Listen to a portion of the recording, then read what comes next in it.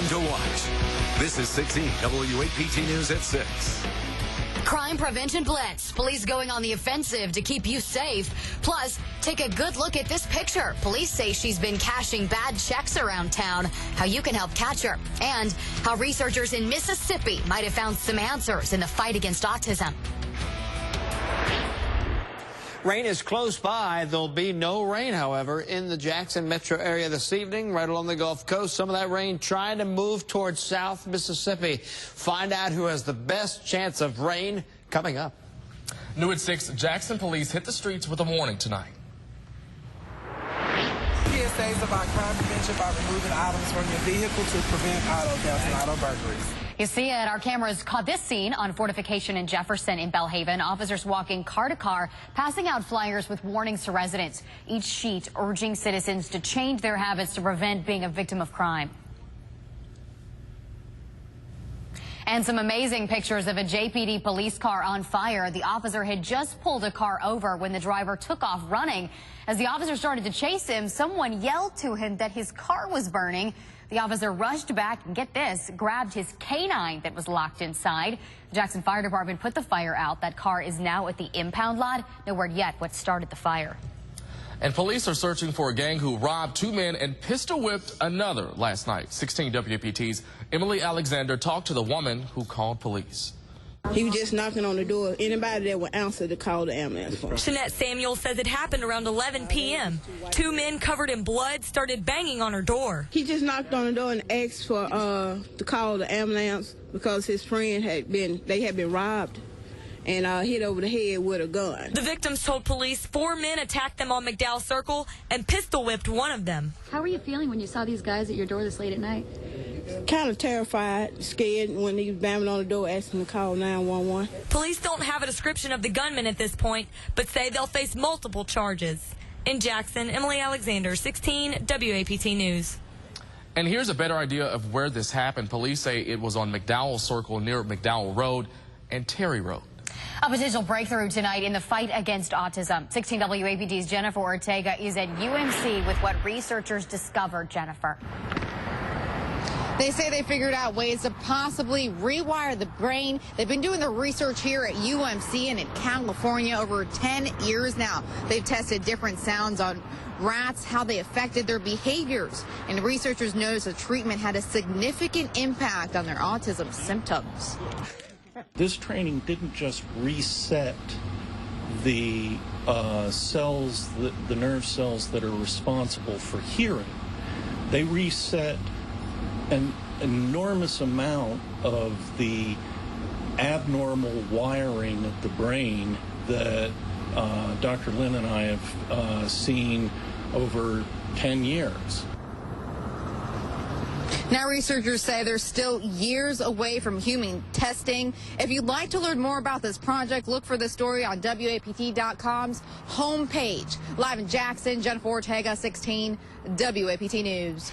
Jennifer, thank you. Tonight, the governor is weighing in on the debate over vaccines in Mississippi. This year, a group of parents are backing a bill that would let them opt out of vaccinating their kids for school or daycare. They believe vaccines can cause more problems than they prevent, even leading to autism in children. But with a measles outbreak growing around the country, the governor says vaccines are important. My concern are the other students in public schools, for example, particularly as you see this outbreak with measles. How can I guarantee, or how can we guarantee, that our children will be safe if they're in classrooms, public classrooms, with children who might not have the medical treatment? Mississippi hasn't had a case of the measles since back in 1992. The health department says that's because of the state's tough immunization laws. One of the biggest supermarkets in Jackson is shutting down this month. Kroger corporate leaders tell us that they're set to close the store on Terry Road February 28th. Kroger says the company will offer jobs to the more than 100 employees at other stores around the area. But people who shop at that store say they will miss it when it's gone. And I don't want to have to drive that far. I mean, you know, gas. I mean, even though gas has gone down, it's still expensive. The nearest Kroger to anyone in that area would be off Sywell Road in Byram, which is about 7 miles away, and the Kroger off Highway 80 in Clinton is 10 miles away.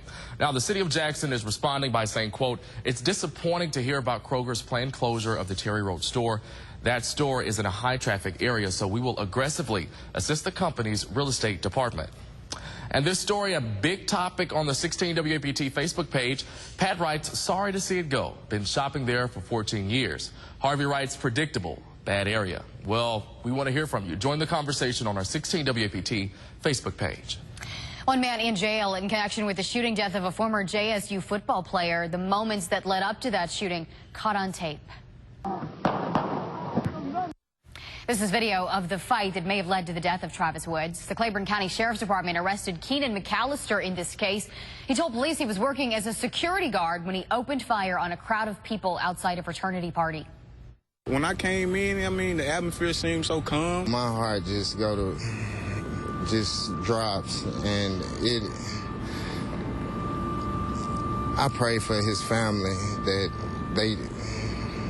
they be comforted. Right now, McAllister faces aggravated assault charges. The sheriff says there may be more charges coming. Bond set for 2 suspects in an Amber Alert kidnapping. Deputies found 2-year-old Isaiah Summerall safe in Panola County Friday. A judge said bond at $50,000 for Howard Tario and $10,000 for Ricky Dandridge. Police say the man broke into an apartment and kidnapped the toddler. Officers say the case remains under investigation.